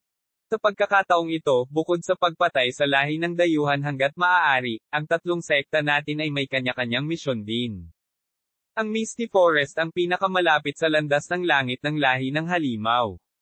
Maraming supreme treasures dito, ngunit mayroon ding delikadong pagpatay na layunin. Dapat kong sabihin sa iyo ang mga ito ng maaga. Kahit na sa lakas natin, baka nasa panganib pa rin tayo. Ipinaliwanag muli ni Zuanzin, sinabi kay Qinyu ang ilan sa katotohanan. Sige, pumayag ako. Sa wakas ay naunawaan ni Qinyu ang pangangailangan ng Immortal Emperor Yao. Marahil ay maaaring mabuhay ng mas matagal si Immortal Emperor Yao sa mundong ito kasama ang Heavenly Soul Jade. No wonder sobrang balisa siya. Sige, pakiayos ang ilan sa iyong mga bagay at subukang huwag ipaalam sa napakaraming tao ang tungkol sa iyong pag-alis. Dapat mong panatilihing confidential ang biyaheng ito. Sabay tayong aalis bukas sa ganitong oras. Kinuyam ni Zuanzin ang kanyang mga kamao at sinabi, aksyon. Tumango si Qinyu at pinanood ang grupo ng anim na umalis. I guess this trip is probably not simple. Para gumawa ng 4 na 5th level experts na may supreme treasure na mag-recruit sa akin para maging ligtas sila, anong lugar itong Misty Forest? Pinaikit ni Qinyu ang kanyang mga mata at patuloy na nagmumuni-muni. Pinakamalaking lawak. Kung ang isang digmaan ay hindi maiiwasan sa hinaharap, kung gayon ang labanan na ito ay kinakailangan. May ilang dahilan kung bakit siya pumayag. Ang isa ay dahil ang Heavenly Soul Jade ay isang bagay na kailangang-kailangan ni Immortal Emperor Yao. Bukod dito, ang kanyang kapangyarihan ng sumpa ng tribo ng mangkukulam ay natuklasan din na ang Flame Demon ay kasalukuyang nasa coordinate ng Misty Forest na ito. Kung maaari niyang hiramin ang Primordial Sky Concealing Mirror at ang kanilang lakas, maaaring mapatay niya ang Flame Demon sa isang iglap. Sa oras na iyon, maaari niyang makuha ang tulong ni Juan Leo upang paikliin ang pinagmumula ng lason. Pangatlo, tulad ng sinabi ni Zuanzin, maaari nitong pahinain ang kapangyarihan ng lahi ng dayuhan sa pinakamaraming lawak. Kung ang isang digmaan ay hindi maiiwasan sa hinaharap, kung gayon ang labanan na ito ay kinakailangan. Maaaring malutas nito ang tatlong malalaking problemang kinakaharap niya ngayon. Gayunpaman, nakaramdam siya ng bahagyang pagkabalisa. Elder Guai? Quan Qing? Peak Master? Halika saglit. May pag-uusapan ako sa iyo. Umiling si Qinyu at inalis ang magulo sa kanyang isipan. Sinabi niya sa kanilang tatlo ang tungkol dito at hayaan silang pansamantalang pamahalaan ng Human Race Watch. Hindi niya alam kung hanggang kailan siya mawawala sa pagkakataong ito, kaya kailangan niyang ayusin muna ang mga bagay na ito. Kung hindi, tiyak na magkakaroon ng kaguluhan. Huwag kang mag-alala. Sa ating tatlo dito, walang magiging kaguluhan. Sa ating lakas, maaari nating pangunahan ang Human Race Watch para magkaroon ng karanasan. Kailangan mong mag-ingat. Ang Misty Forest ay hindi magandang lugar. Nang marinig ni Guan Qing ang tungkol sa Misty Forest, agad na naging solemn na ang kanyang ekspresyon. Kabanata 2537, ang lupain ng nahulog na santo. Ang lugar na ito ang pinakamalapit sa Path of Heaven ng lahi ng halimaw. Iba't ibang mabangis na halimaw na hayop ang naninirahan doon. Ang mga halimaw na ito ay mabangis at uhaw sa dugo, at ang ilan ay maaaring gumamit ng maitim na pamamaraan ng ilang lahi ng halimaw. Ang mga katawan ng mga halimaw na hayop ay labis na nakakatakot, sa simula, at ang mga halimaw na hayop na ito na mas gumising sa kapangyarihan ng Diyos ay ang Pa. Sumimangot si Guan Qing at nagpatuloy. Ang madilim at masamang panloob na chi ng sorcery ay lumaganap sa Misty Forest. Ang mga pangkukulam na ito ay magpapaikot-ikot sa katotohanan, malito ang isipan ng mga tao, at magpapataw ng malalakas na espiritual na tukso at ilusyon sa mga taong pumapasok sa kagubatan. Sa kagubatan na ito, ang pinakamalakas na pag-iisip ay maaaring masira.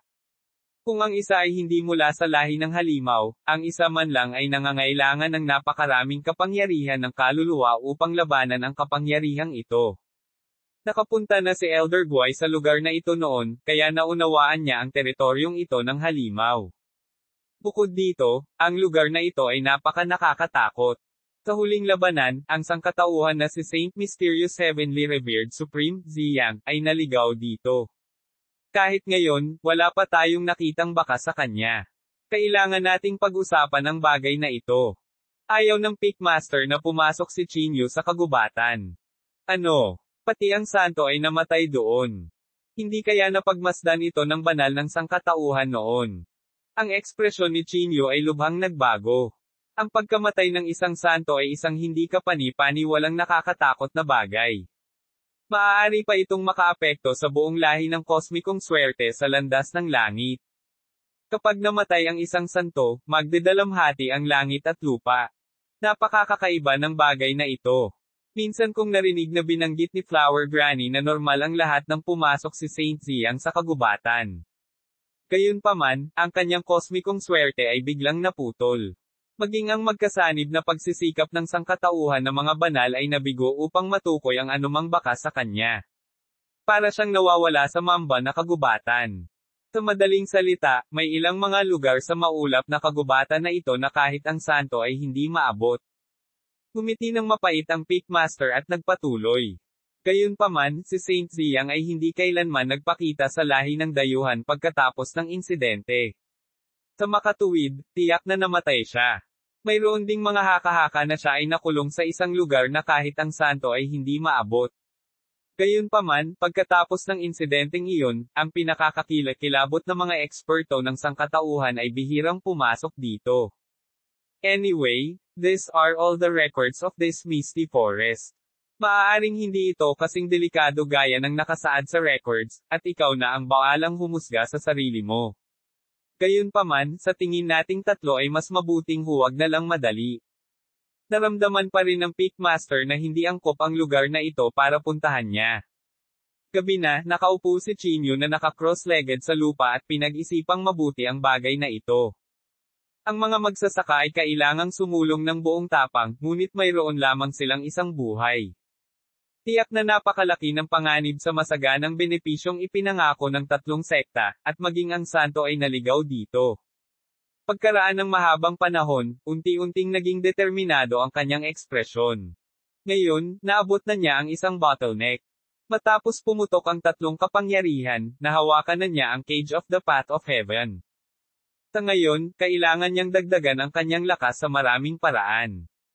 Tulad ng sinabi ni Immortal Emperor Yao, marahil ay magkakaroon siya ng pagkakataong tumawid sa antas na ito ng Cage of the Path of Heaven. Kung siya ay pupunta sa Saints World at patuloy na maghahanap ng isang ligtas na lugar upang linangin, marahil ay walang anumang panganib, ngunit ang kanyang pag-unlad ay magiging lubhang limitado. Matapos magdesisyon, mas nakahinga siya ng maluwag. Sinubukan niyang kontakin si Yanrozo, ngunit tila hindi nakatanggap ng anumang mensahe si Yanrozo. Matagal niyang hindi natanggap ang sagot nito. Ang Jade Sleep na ito ay magkakaroon ng iba't ibang distansya ng transmission depende sa kalidad ng Jade Sleep. Bukod dito, madali itong naapektuhan ng vital energy. Kapag nagkaroon ng napakalaking pagbabago-bago ng vital energy, maaapektuhan ito at mabibigo na makatanggap ng impormasyon sa oras, RANOS. Tuldok. Bagaman napagpasyahan kong magpatuloy, kailangan ko pa ring ay minimize ang panganib. Kinuha ni Chinyu ang Coffin of 9 Lifetimes mula sa kanyang spatial ring at sinipa ang takip. Ngayong may pabor si Immortal Emperor Yao sa kanya, natural na kailangan niyang maging mas kahanga-hanga. Sino te? Naghahanap ng tao sa Mandaue City ngayon. Puno ng galit ang mukha ni Immortal Emperor Yao ngunit matapos makitang si Chinyu iyon, nagngangalit siya at pinigilan ang kanyang galit. Matanda, medyo niloko mo na ako. Napakadelikado ng Misty Forest, pero tahimik ka tungkol dito. Pati ang santo ay namatay na doon, pero sinusubukan mo pa rin akong saktan sa pamamagitan ng pag-udyok sa akin na pumunta doon. Malamig na tumawa si Chinyu. Ang maliit na Misty Forest na ito ay isa lamang lugar kung saan nilakad ko ang aking mga banal na hayop noon. Saan nanggagaling ang panganib? Medyo awkward ang ekspresyon ng Immortal Emperor Yao. Tila napahiya siya matapos ma-expose. Gaya ng inaasahan, may kakaibang nangyayari. Siguradong alam ng matanda na ito ang tungkol sa panganib, ngunit tahimik lang siya tungkol dito. Galit na galit si Chinyu. Nang makita niya ang awkward na ekspresyon ni Immortal Emperor Yao, nahulaan niya kaagad ang isang bagay. Hindi maiwasang kiligin ng mangungunot na mukha na iyon. Iuntog niya ang kanyang ulo sa Coffin of 9 Lifetimes kung hindi ito isang daya. Matanda, niloko mo ako na pumunta sa lugar na ito ng kamatayan para sa Heavenly Soul Jade. Gayunpaman, ako, si Chinyu, ay umamin sa aking pagkakamali at hindi mo ito pinag-uusapan sa iyo. Ngayon, kailangan mong tuparin ang isang bagay at hayaan akong dagdagan ang aking lakas ng bahagya. Kung hindi ako makakalabas, hindi mo mailigtas ang iyong sarili. Mabilis na sinamantala ni Chinyu ang sitwasyon. Bagamat ang Immortal Emperor Yao ay may natitira na lamang, bilang isang pag-iral sa itaas ng santo, ang posibilidad ng tagumpay ni Chinyu ay tiyak na tataas kung makapagbibigay siya ng ilang patnubay. Ano ang gusto mo kung gayon? Kaunting oras na lang ang natitira bago ang bukas. Kahit nasabihin ko sa iyo ang ilang bagay sa paglilinang, wala kang matututuhan sa ganoong kaikling panahon. Sumimangot si Immortal Emperor Yao. Wala akong pakialam. Kung ganoon, kakanselahin ko ang kasunduan at ipagpatuloy ko ang paglilinang dito bukas. No, you can't do that. Let me think about it. Inihayag ni Immortal Emperor Yao ang isang nag-aalalang ekspresyon. Ang Heavenly Soul Jade ay may kaugnayan sa tagal ng pawis ng kanyang kaluluwa. Kinailangan niyang makuha ito. 4 na oras na nagkatitigan ang lalaki at ang bangkay. Naisip ni Chinyu na natutulog ang matanda. Kung ikaw ay nasa panganib, isaalang-alang ang paggamit ng kapangyarihan ng iyong primordial chaos upang i-activate ang iyong myriad manifestations gaze. Sa oras na iyon, maaaring magdulot ito sa iyo ng kaunting pagbabago. Myriad manifestations tumingin. Nagtagal si Chinyu upang maunawaan na ang tinutukoy ni Immortal Emperor Yao ay ang kanyang malungkot na banal na mata. Hindi niya inasahan na ang kanyang malungkot na banal na mata ay may ganoong pangalan. Hindi, medyo pagod ako ngayon. I need a rest. Medyo pagod ang boses ni Immortal Emperor Yao. Hindi sigurado si Chinyu kung gumawa siya ng isang aksyon o kung ang paghahanap para sa nawawalang alaala ay nakakonsumo ng malaking halaga ng kanyang kapangyarihan ng banal na kahulugan. Maaaring ang malungkot na banal na mata ay maaaring magpatuloy sa pag-unlad. Aksyon. Noon, nang kalabanan niya si Shishio, ang kanyang malungkot na banal na mata ay tila nasira. Bukod dito, pagkatapos ng huling pag-atake sa elemental black hole ni Shishio, nakita niya ang Cage of the Path of Heaven. Hindi siya sigurado kung naintindihan niya ang landas ng langit o kung naramdaman ito ng malungkot na banal na mata. Nakuha niya ang mapanglo na banal na mata mula sa lupa. Habang lumalakas ang kanyang lakas, unti-unting inabandona ang marami sa kanyang mga naunang pamamaraan sa paglilinang at mga mahiwagang artifact. Gayunpaman, ang mapanglo na banal na mata na ito ay tila kayang sumulong kasama ng kanyang lakas. Kahit ngayon, isa pa rin itong napakahalagang bagay para sa kanya. Maaaring ang bagay na ito ay may kakaibang pinagmulan. Napaisip si Chinyu sa sarili. Gusto niyang tanungin si Immortal Emperor Yao tungkol sa pinagmulan ng mag-aaral na ito. Kabanata 2538, Pangangikil bago umalis. Gayunpaman, kahit anong tawag niya, hindi tumugon ang Immortal Emperor Yao kahit na binuksan niya ang takip ng kabaong. Pinaganya niya ang mapanglo na banal na mata. Gayunpaman, sa sandaling ito, ang sukdulang kapangyarihan ng kanyang katawan ay makapagpapalabas lamang ng mapanglo na banal na mata sa ikalawang antas. Hindi nito makita ang lahat ng mga pagbabago tulad ng dati. Malamang na kailangan nito ang kapangyarihan ng primordial chaos para ang desolated na banal na mata ay sumailalim sa isa pang pagbabago. Pagkaraan ng ilang sandali, ipinikit ni Chinyu ang malungkot na banal na mata. Aalis siya bukas, at huli na para mag-eksperimento ngayon. Bukod dito, kailangan niyang pumunta sa Misty Forest sa mahusay na kondisyon. Sana hindi ako lokohin ng matandang ito. Napaisip si Chinyu na may mapait na ngiti. Paanong ang kalooban ng isang Immortal Emperor ay napakadaling kontrolin. Ang bawat hakbang ay dapat may sariling pagpaplano. Sa pagsubaybay nito, ang paghina ng pamilya Yao ay direktang nauugnay kay Chinyu. Napatay niya ang banal na anak ng pamilya Yao at iba pang mahahalagang tao sa linya ng dugo. Mas gugustuhin ni Chinyu na maniwala na siya ang unang emperador kaysa sabihing tutulungan siya ni Immortal Emperor Yao ng buong puso. Inaasahan lang niya na bago nila maabot ang parehong layunin, gagawin ni Immortal Emperor Yao ang kanyang makakaya upang tulungan siya. Tuldok tuldok tuldok. Sa sandaling ito, sa isang madilim na silid sa purgatorio sa Solitary Cloud City. Isang grupo ng mga tao ang tahimik na nakaupo sa silid. Ang mga taong ito ay mga disipulo ng tatlong sekta na dumating upang hanapin si Chinyu ngayon. Aksyon. Senior Brother Zuanzin, hindi ka ba masyadong mapagbigay sa bagay na ipinangako mo? Kahit sa ating tatlong sekta, mayroon lamang 2 piraso ng Heavenly Soul Jades. Kung magbibigay ka ng 1 piraso kay Chinyu, paano mo ito ipapaliwanag sa pagbalik sa sekta? Sabi ni Shenro. Isa rin siya sa 6 na tao mula sa Divine Will Sect kahapon at kapatid ni Shen Chen.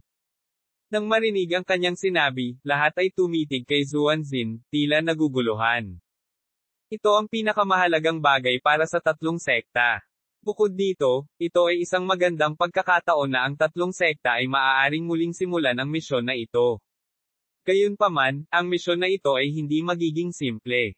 Kahit na ang tatlong sect master ay humiling kay Lord Shenghe ng Sacred Sect na maghinuha, nagkaroon ng panibagong pagbabago sa Misty Forest.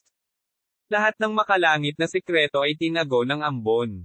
Mahinang sabi ni Zuanzin, at lahat ay nagulat agad. Kung kahit ang Saint Su Shenghe ay hindi mahulaan ang kanilang kapalaran o kasawian, kaya anong mga hindi inaasahang pangyayari ang maaaring mangyari sa paglalakbay na ito? Ginamit ni Lord Su Shenghe ang Chi Observing Technique para tumingin muli. Ang maitim na kapangyarihan ng lahi ng halimaw ay parang nagninangas na apoy na nagninangas, at ang mundo ay gumuho. Sa kabaligtaran, ang ating sangkatauhan ay ganap na madilim sa lugar na ito, ngunit mayroong isang tipak ng enerhiya ng kapalaran na kumikislap sa hangin, kaya sinabi sa akin ni Master na maaari kong isaalang-alang ang pagsulong kasama siya sa paglalakbay na ito, R Alpha NBS. Si Chinyu ba iyon? Sabi ni Shen Chen na nakakunot ang noo. Tumango si Zuanzin at bumantong hininga. Kahit sa loob ng sekta, walang tiwala ang marami sa paglalakbay na ito. Sa gitna ng madilim na liwanag, ang kapaligiran sa gitna ng mga tao ay napakasolemna. Kahit na siya ang taong hinirang ni Saint Su Shenghe, ang kanyang cosmic clock ay kandila lamang sa hangin. Makakaalis kaya sila ng ligtas? Kinaumagahan, biglang iminulat ni Chinyu ang kanyang mga mata. Biglang napuno ng ripples ang espasyo sa harapan niya.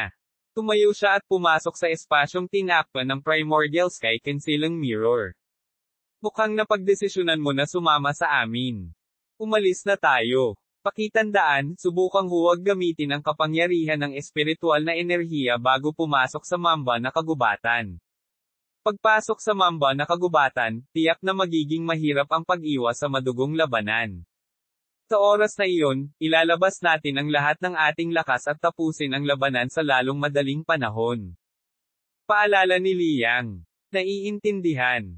Tumango si Chinyu. Sa ilalim ng proteksyon ng mahalagang liwanag ng Primordial Sky Concealing Mirror, nagtungo siya sa Misty Forest. Isang matinding lamig ang bumangon mula sa katawan ng lahat habang papalapit sila sa kagubatan. Ang lamig ay tila tumagos ng malalim sa kanilang mga buto. Kahit na ang kanilang espiritual na enerhiya sa pag-aalaga ay hindi ito makalaban. Nakakatakot na madilim na kapangyarihan. Maliban sa sinaunang larangan ng digmaan, ang lugar na ito ay maaaring isa sa mga lugar kung saan ang pinakamaraming buhay na nilalang ang namatay. Si Zuan Tian mula sa Mysterious Heavenly Sword Sect ay medyo hindi natural. Pagpasok lang niya ay napagtanto niya kung gaano ito nakakatakot. Kahit sa paligid, maririnig ang mga dagandong ng hindi mabilang na mga halimaw. May mga baluktot na puno, buto, at nilalang na pinilipit ng madilim na kapangyarihan sa daan. Paminsan-minsan, umaalingaw-ngaw, humagulgol, at umaalulong ang mga demonyo sa lambak. Bukod dito, kahit na lahat sila ay mga buhay na nilalang sa teritoryo ng halimaw, halos nakikita nila ang mga nakakatakot na labanan sa lahat ng dako sa daan. Ang mga halimaw na hayop na ito ay malupit at uhaw sa dugo at nagtataglay ng kakilakilabot na madilim na kapangyarihan at masasamang pamamaraan. Lalong nakakagulat na ang isang pang-apat na antas na halimaw na dragon ay tuwang-tuwang nag-spells. Hindi mabilang na maitim na galame ang lumabas mula sa kawalan at itinali ng mahigpit ang isang giant titan sa lugar. Pagkatapos ay nagpakawala ito ng isang nanginginig na dagandong sa langit at iniluwa ang isang nakakatakot na hininga ng dragon sa ulo ng titan, na pinatay ito ng lubos. Nakakakilabot na kapangyarihan. Sa katawan ng lahi ng halimaw at sa madilim na pamamaraan, kahit isang ordinaryong tagapagtanim ng lahi ng tao sa ikalimang antas ay mahihirapang labanan ang halimaw na dragon na ito. Ang ekspresyon ni Chinyu ay walang katulad na pagkagulat. Karaniwan, ang maitim na halimaw na hayop ay lalaban sa pisikal na katawan tulad ng hukbo ng lahi ng halimaw. Ang nakakatakot na katawan ng lahi ng halimaw ay nasa tuktok na ng buhay na nilalang, kaya napakahirap para dito na maunawaan ang kapangyarihan ng landas ng langit. Gayunpaman, habang nasa daan, sa sandaling ito, nakakakita siya ng ilang halimaw na karera na maaaring magpakawala ng mga diskarte ng Path of Heaven. Bukod dito, sila ay napakalakas. Para sa mga taong mahina ang paglaki ng pisikal na katawan, ang mga halimaw na hayop na ito ay talagang makakapatay sa kanila. Ang dark power sa Misty Forest na ito ay minsan malakas at minsan mahina. Gayunpaman, sa 2 taong ito ng Path of Heaven, habang ang kapangyarihan ng Path of Heaven ng lahi ng halimaw ay lalong lumalakas, ang kapangyarihan ng Dark Path of Heaven dito ay naging mas mayaman din. Ang lahi ng halimaw na nabubuhay na nilalang na naninirahan dito ay nakakuha din ng kapangyarihan. Sa panahon ng dakilang digmaan sa lugar na ito, ang halimaw ay nagdulot din ng pinsala sa lugar na ito noong nakaraan. Ipinaliwanag ito ni Shenru ng Divine Will Sect kay Chinyu. Bukod dito, sa paglipas ng panahon, at sa mga nakalipas na taon, ang mga lihim ng langit sa maulap na kagubatan na ito ay naitago, at kahit na ang mga banal ay hindi mahihinuha ang mga pagbabago sa loob. Sa paraan ng pag-aalaga ng parasite sa maulap na kagubatan na ito at sa gayong nakakatakot na madilim na kapangyarihan, malamang na ang isang pag-iral na kinatatakutan ng mga banal ay ipanganak. Malamang na hindi mahihinuha ni Lord Xinghe ang napakapanganib na bagay na ito. Gago ka ba? Bakit mo ipinaliwanag sa kanya ng malinaw? Tinakpin ni Zhang Ziyang ang kanyang ulo gamit ang isang kamay at sinubukang ipaliwanag ang kanyang sarili. Sinabi din ni Lord Xinghe na hanggat sama-sama tayong nagtutulungan at malalampasan ang mga paghihirap, tiyak na malalampasan natin ang mga hadlang at maaabot natin ang baybayin ng tagumpay.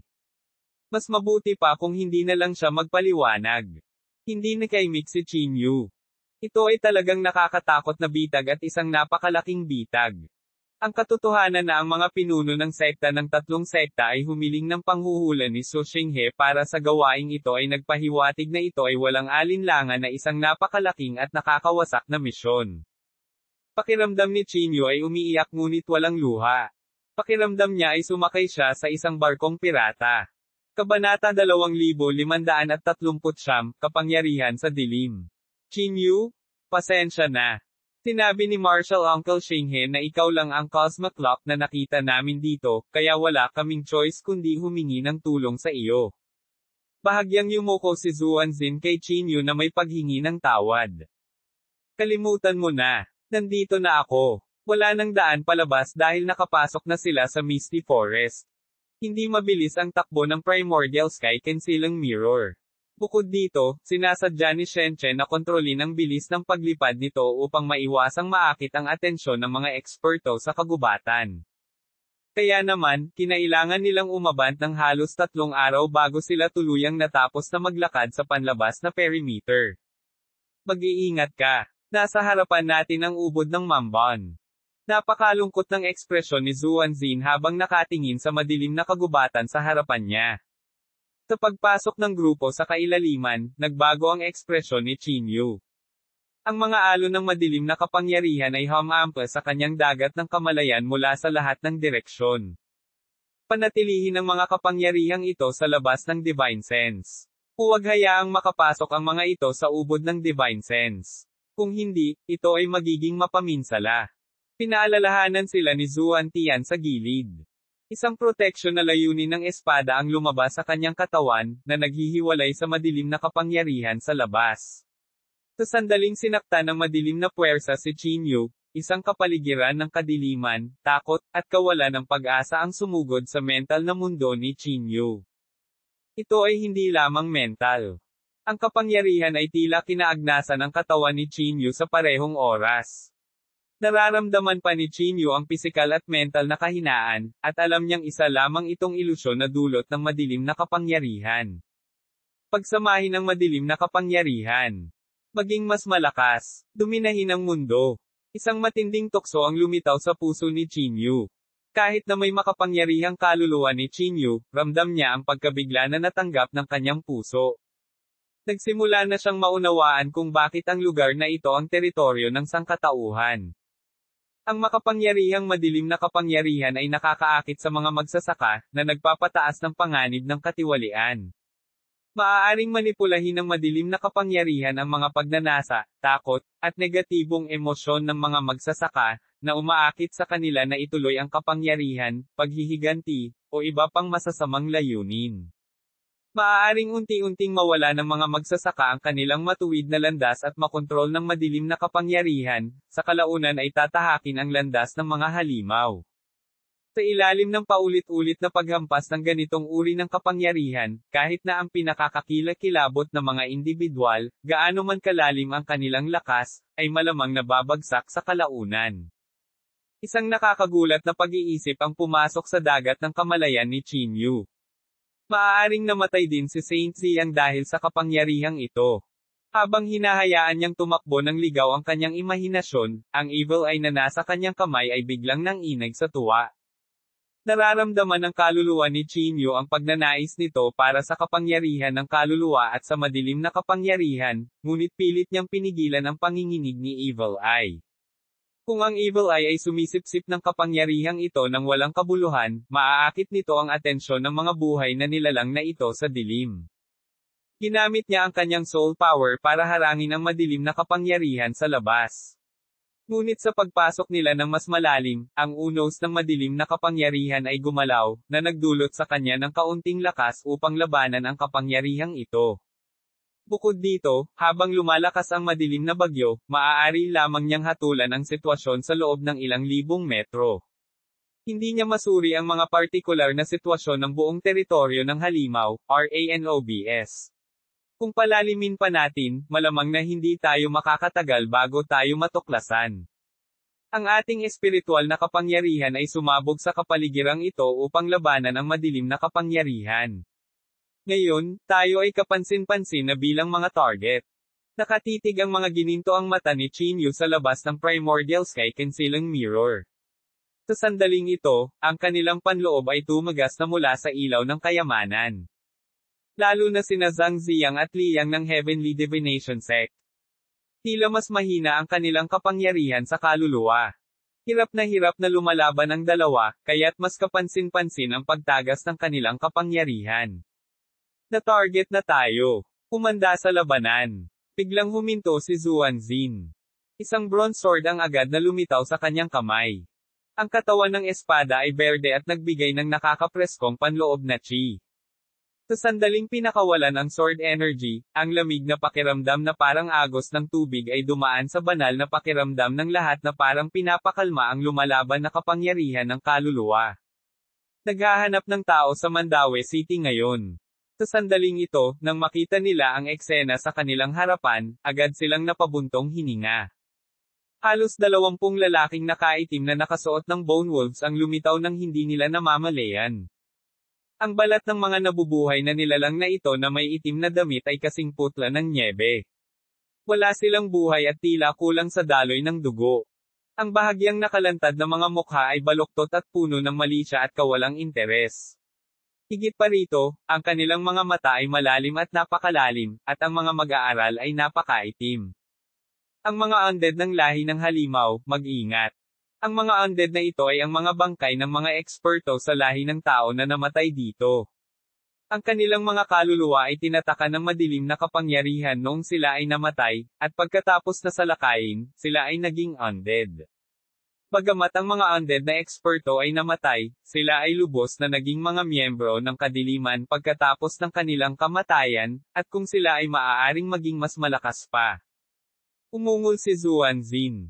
Habang siya ay umuungal, pinutol niya ang kanyang espada, at isang batis ng layunin ng espada na kasing lawak ng umaagos na tubig ang nagpapaliwanag sa buong misty forest na may kulay rosas na kulay sa kalangitan.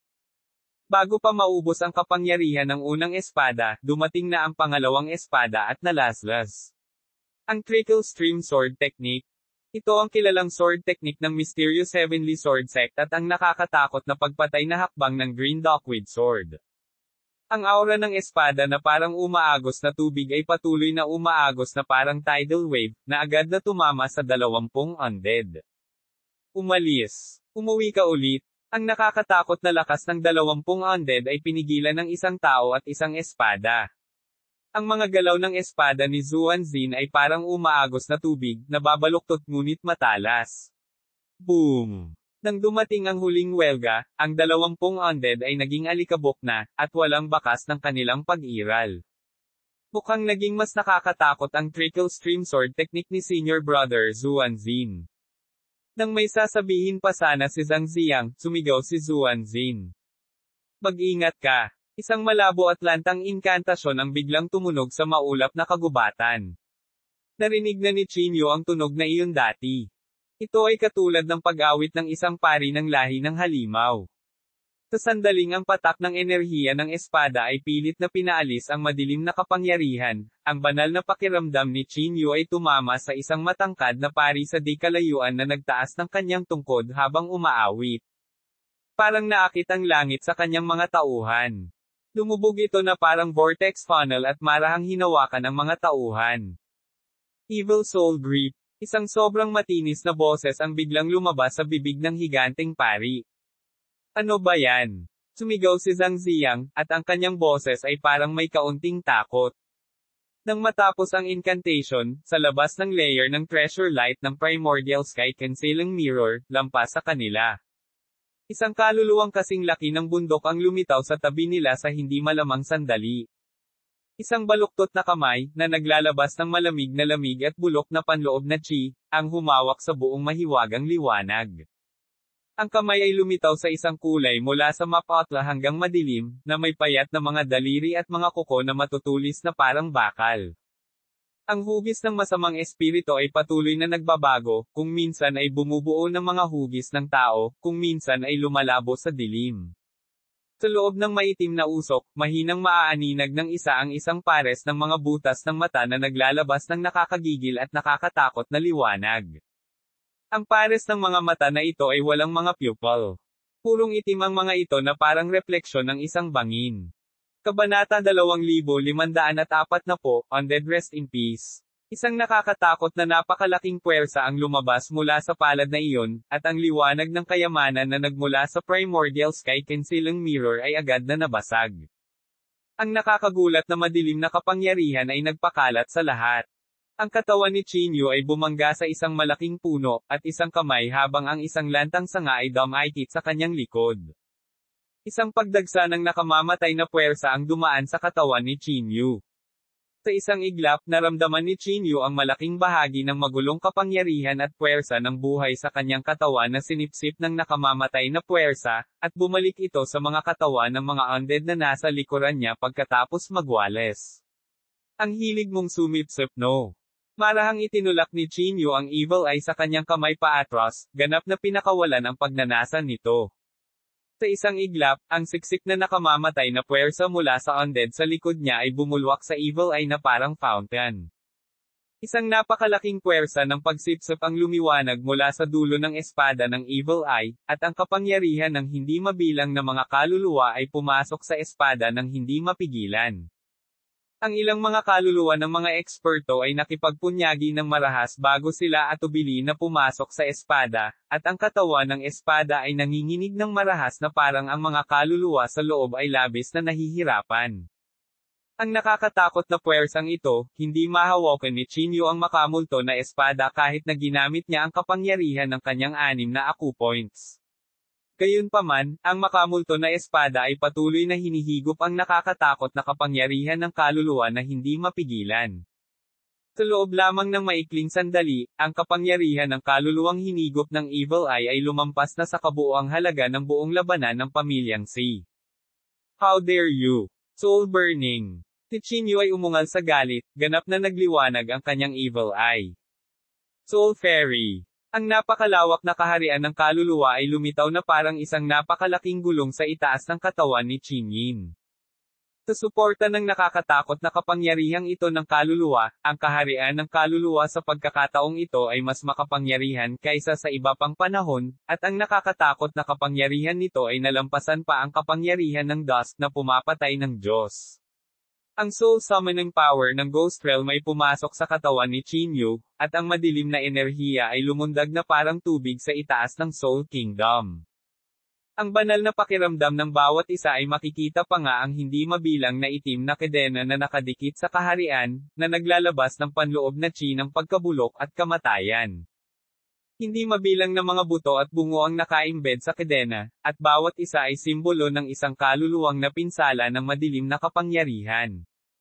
Ang kaharian ay nagpalabas ng isang nakakatakot na puwersa ng pagsipsip at nagkasakit sa halos 30 undead sa paligid nito nang hindi mapigilan. Mabilis na lumawak ang kedena at nabalot sa mga kaluluwa ng mga target. Ang mga itim na kedena na ito ay pilipit na parang mga itim na sawa, mahigpit na nagbubuklod sa mga kaluluwa ng mga target na ito.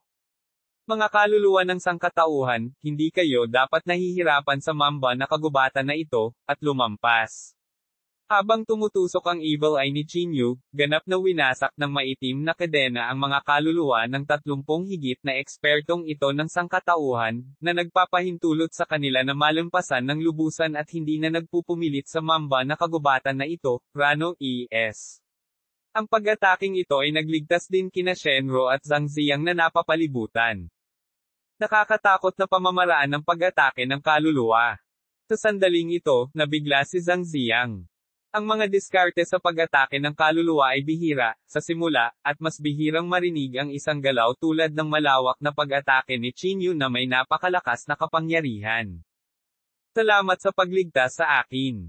Malumanay na sabi ni na Shenro at Shenchen, ang dalawang magkapatid, na kumikinang sa gulat ang kanilang mga mata. Pinulo mo ba itong espada? Nagbago ang ekspresyon ni Zuan Tian at bigla siyang nagtanong. Hindi. Ito ang Sword of Sin na pinik ng pamilya G sa Sky City. Napunta ito sa mga kamay ko kapag nagkataon. Ang embryo ng espadang ito ay tila mula sa kaharian ng mga multo. Ang Sword Hilt at ang Sword Treasure ay dapat ay ang mga bagay mula sa tribo ng mangkukulam. Bagamat nakakabigla ang kapangyarihan nito, hindi ito ganap na kontrolado at tila may posibilidad na mag-backfiring sa amo nito. Dapat kang maging mas maingat. Matagal na tinitigan ni Zuan Tian si Evil Eye bago marahan na pinaalalahanan si Chinyu. Sige, salamat sa payo mo. Ang dalawang tao mula sa Mysterious Heavenly Sword Sect ay hindi simple, dahil ang isa ay may nakakatakot na swordsmanship, habang ang isa ay may mas nakakagulat na pangitain na nakikita niya sa mga detalye ng Evil Eye sa isang sulyap. Medyo nagulat din si Chinyu. Ang paglilinang ng Evil Eye ang pangunahing sikreto ng pamilya G. Kahit na sila ay mamatay, hindi sila nang ahas na ihayag ang impormasyong ito. Ang espadang ito ay huwad mula sa dugo ng buong mahusay na Zia Royal Family, at maging ang pamilya G ay hindi nang ahas na pukawin ang napakalaking galit. Malamang na nakita ni Zuan Tian ang masamang kapangyarihang ito, kaya direktang sinabi sa kanya ni Chinyu ang mga pasikot-sikot. Sa pundasyon ng 3 sekta, dapat nilang matukoy ng halos kung totoo ang sinabi niya. Si Senior Brother Zuan Tian ay isang disipulo sa pangalan sa ilalim ng Master ng Alchemy sa aming 3 sekta, si Zhang Daoling. Kung hindi dahil sa pag-aatubili ng Sect Master na hayaang malayang lumipas ang angkan, si Senior Brother Zuan Tian ay malamang na naging kahalili ng Martial Uncle Zhang. Ang pagbibigay ng ilang mga payo sa mga ordinaryong tao ay talagang hindi maganda. Masiglang sabi ni Zhang Ziyang, dahil sa wakas ay maiangat na niya ang kanyang ulo kahit minsan. Cut the crap. I'm afraid the battle now has completely exposed us. Chen? Put away the primordial sky concealing mirror.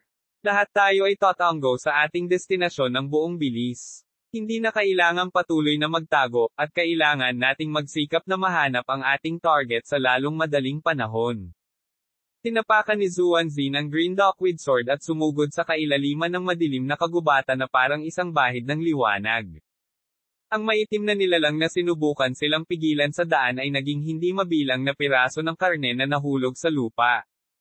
Nakakatakot na kapangyarihan. Tila ang pagpapakita ng lakas ni Zuanzin kanina ay dulo lamang ng malaking bato ng yelo. Sumunod si Qinyu sa likuran at nakitang saglit lang. Ilang pang-apat na antas na halimaw na hayop ang nahulog na sa ilalim ng kanyang espada. Agad niyang naramdaman na ang lakas ng lalaking ito ay higit na nakakatakot kaysa sa inaakala niya. Ang 4 na sekta at 4 na paaralang ito ay talagang mga emperador sa dilim at mayroon ding mga napakapangit na henyo. Bilang karagdagan sa mga tao mula sa 10,000 Buddha sect na nakita niya noon, ang lakas ng mga cultivator mula sa 4 na sekta at 4 na sekta ay tila mas nakakatakot. Maganda ba ang relasyon ng 3 sekta mo? Sa pangkalahatan, magkakaroon ng napakalaking salungatan kapag ang iba't ibang sekta ay nagsasangkot ng magkakaibang interes. Gayunpaman, mula sa obserbasyon ni Qinyu, ang 2 pinuno mula sa Mysterious Heavenly Sword Sect ay mas maalalahanin sa iba pang 4 na tao. Bukod dito, walang gaanong panloob na pukana sa 3 sekta na ito, na bihira. Ang 9 na dakilang aristokratikong pamilya sa banal na rehiyon dati ay laging nag-iisno laban sa isa't isa, kahit na sila ay bumuo ng isang alyansa. Ito ay bihirang makita ang gayong magkakatugmang relasyon. Ang Mysterious Heavenly Sword Sect, Heavenly Divination Sect, at Divine Will Sect ay nagbahagi ng parehong linya ng Three Puritai Sect. Gayunpaman, ang kasunod na panloob na alitan sa Three Puritai Sect ay humantong sa pagkamatay ng isang malaking bilang ng mga disipulo. Sa pangunguna ni Zuanzin, ang mga tao sa likod ay hindi nakakaramdam ng anumang pressure. Sinamantala ni Shen Chen ang pagkakataong ito para ipaliwanag ang kasaysayan ng 4 na sekta at 4 na paaralan kay Qinyu. Dahil nandito na tayo, maaari mo bang sabihin sa akin ang tungkol sa misyon para sa paglalakbay na ito? Tinapon ni Qinyu ang kanyang tanong. Sa lakas ng mga taong ito, anong misyon ang kanilang ginagampanan na nagpakaba sa kanila? Sa sandaling itanong ang tanong na ito, ang ilan sa kanila ay hindi maiwasang tumingin kay Zuantia na parang naghihintay kung sasagutin niya ang tanong ni Qinyu. Ito ay kinasasangkutan ng santo ng Mysterious Heavenly Revered Supreme of Three Puritai Sect, Saint Ziyang. Nag-alinlangan sandali si Zuanzin bago nagpaliwanag kay Qinyu.